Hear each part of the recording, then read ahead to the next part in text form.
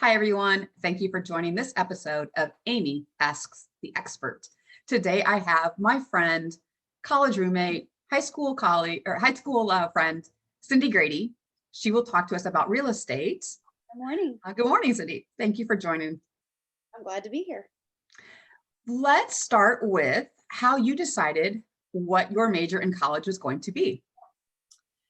Well, I very first started as a radio broadcast TV major, and I switched that quickly because for several reasons. But I switched it to marketing and advertising. So I thought I was going to grow up and write Hallmark cards because I absolutely have always loved cards, as I know you have also. And I just thought that would be the coolest job ever to write cards or to work on some kind of a magazine. So that did not work out, but I did pursue a career in advertising. So my first job was working at the State Journal Register, the Springfield, Illinois newspaper, and I sold display advertising. So I still got to get my feels of creating and coming up with slogans and designing the ads for my different customer list.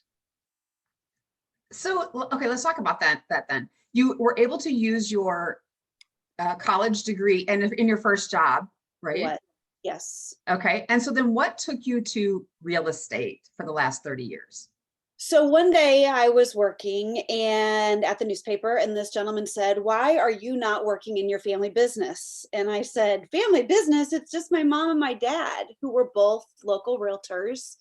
And I said, "That's not a family business." He said, "It is. Do you realize how difficult it is to, go into a business like that without having mentors?"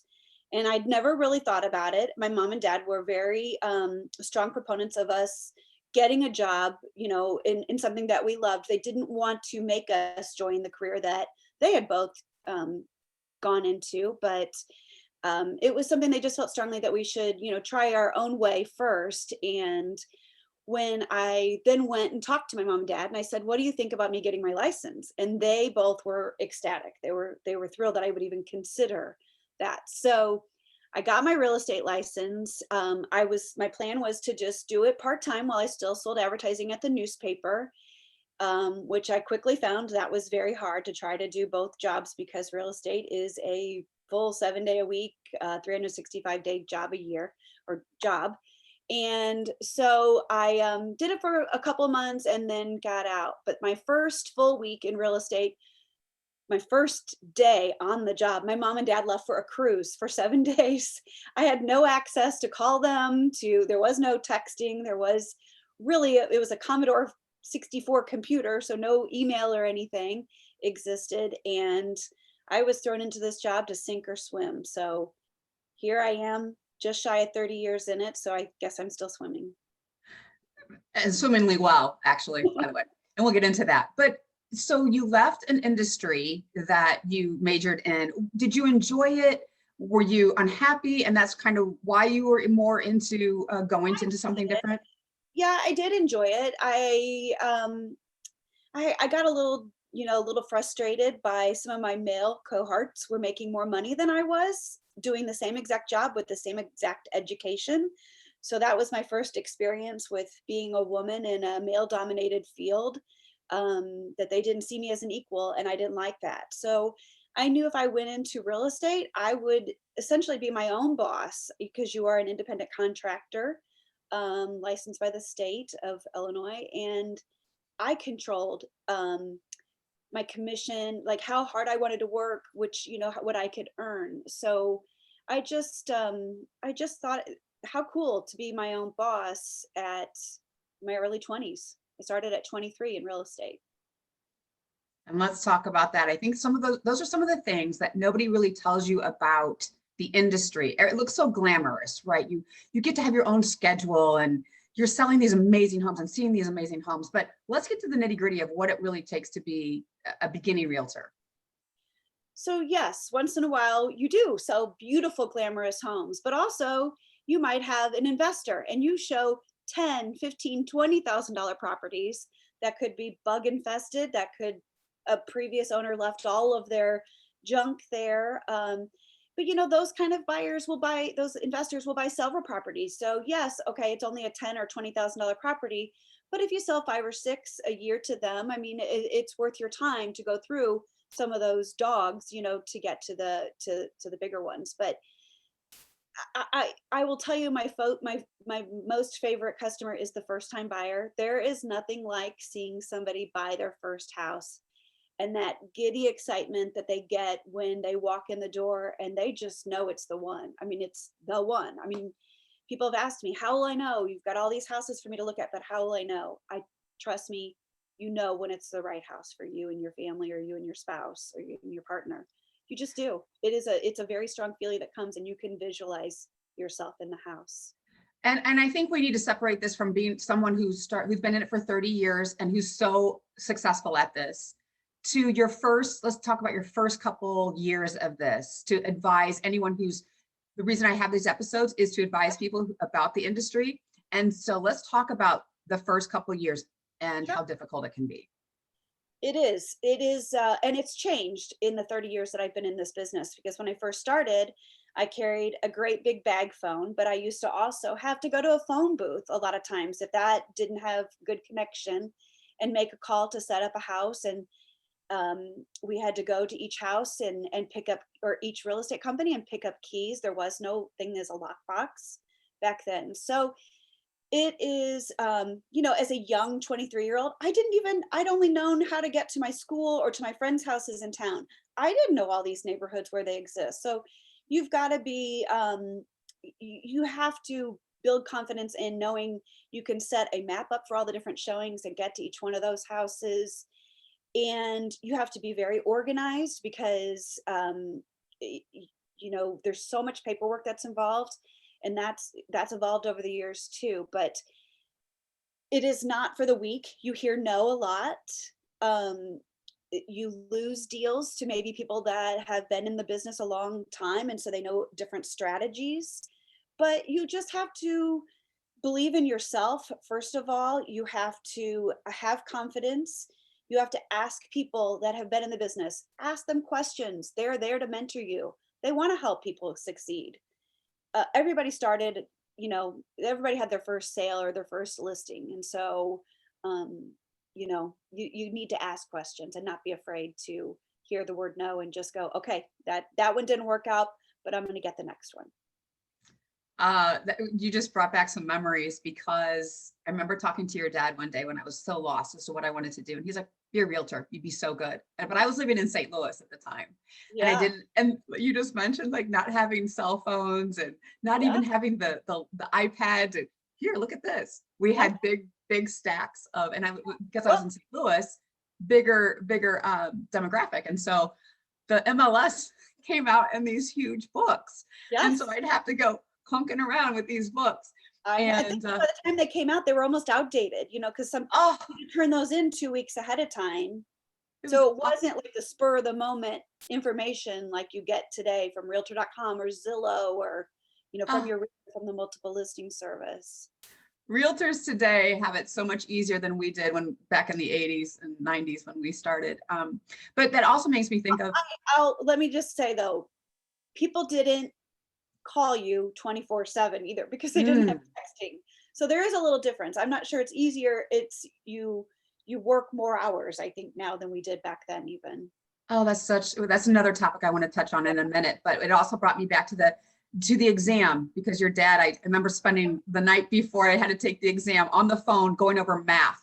So let's talk about the exam a little bit, and maybe not, let's not talk about what it was like in the past, because it's different. So what it is today and what people need to think about when they're today, for I'll just speak for Illinois. So it's a 75-hour class that you take. So a lot of it is online, and then you do take a 2-day class in person. It is a difficult test. A lot of people do not pass the first time they take it. It teaches you more about how not to lose your real estate license than it does how to sell a house.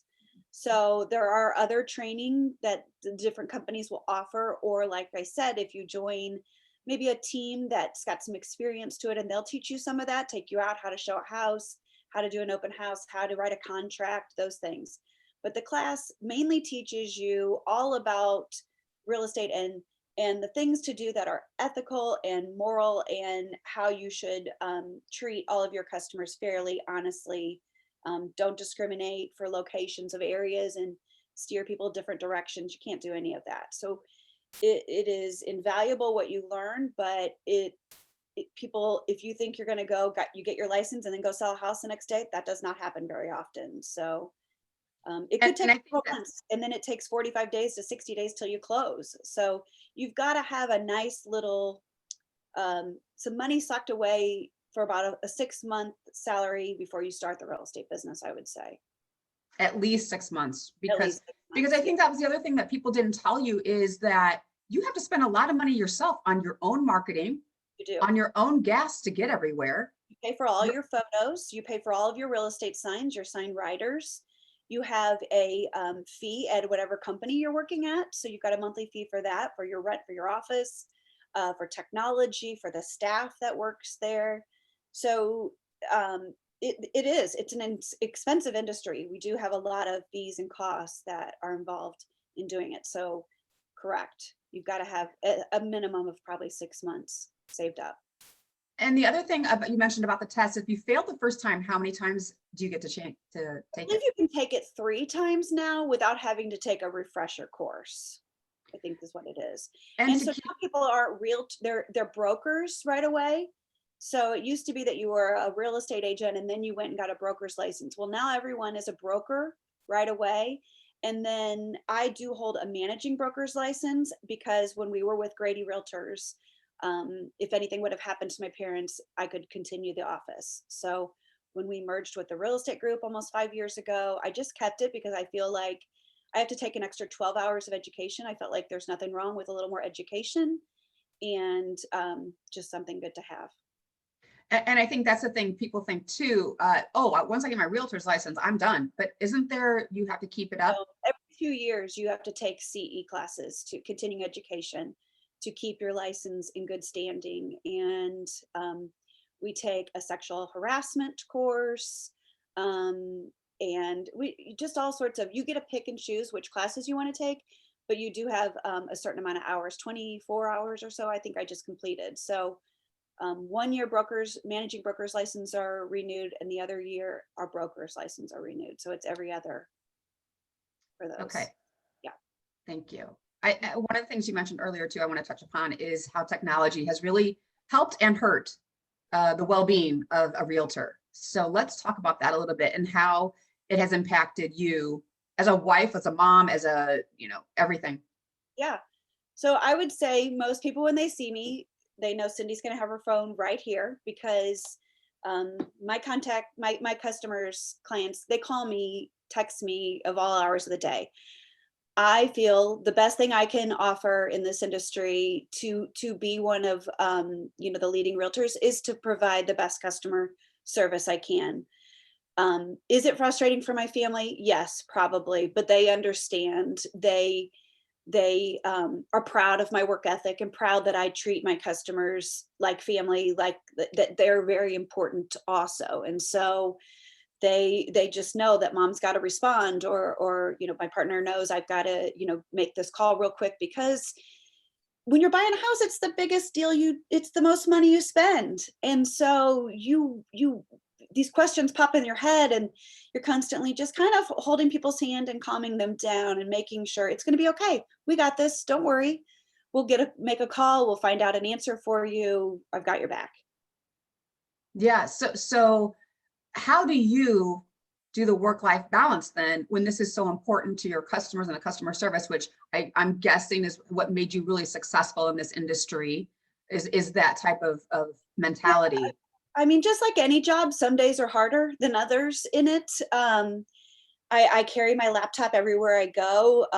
My phone has a hotspot, so if I need to write a contract on the fly, I can. I'll pull over in my car. I'll go into a coffee shop.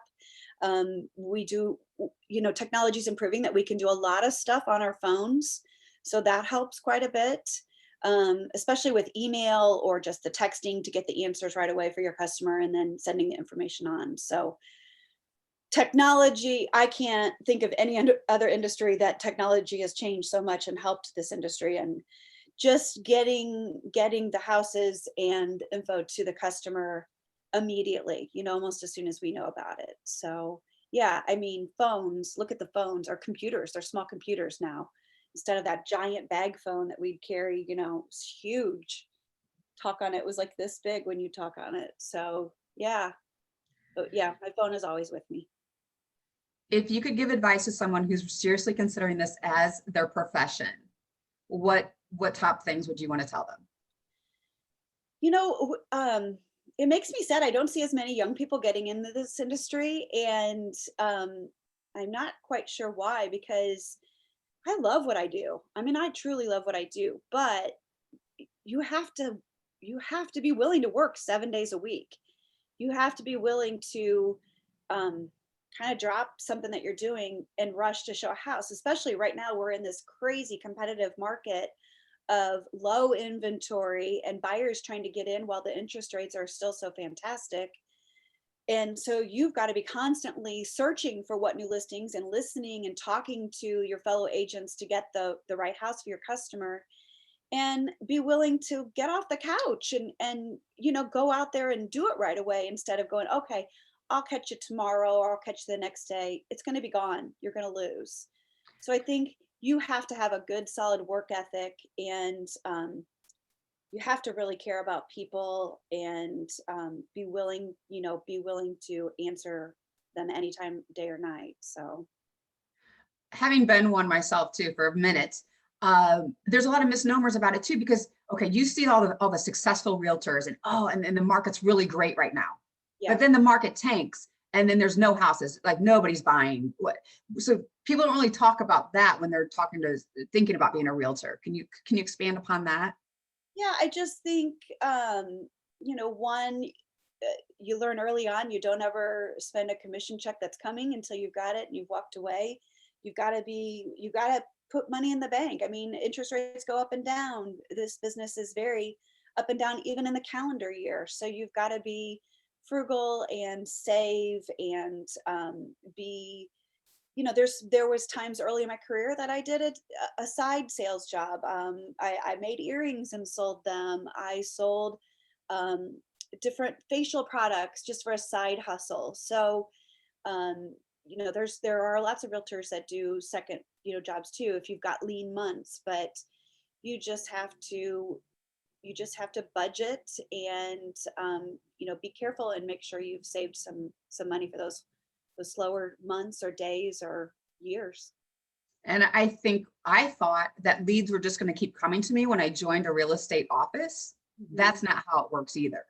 No, you hustle for every lead you get. I mean, after 30 years, I do get a lot of repeat and referral business. I think what's super, super fun right now is I'm seeing and selling houses to my kids, my boys. I've got a 25 and a 28-year-old, and selling their friends' houses is so exciting. Selling their friends' houses is just super exciting. I mean, just for them to entrust me to do that, and to see how excited they are, and just, I mean, it's, and 3 generations. I mean, I've sold 3 and 4 generations now.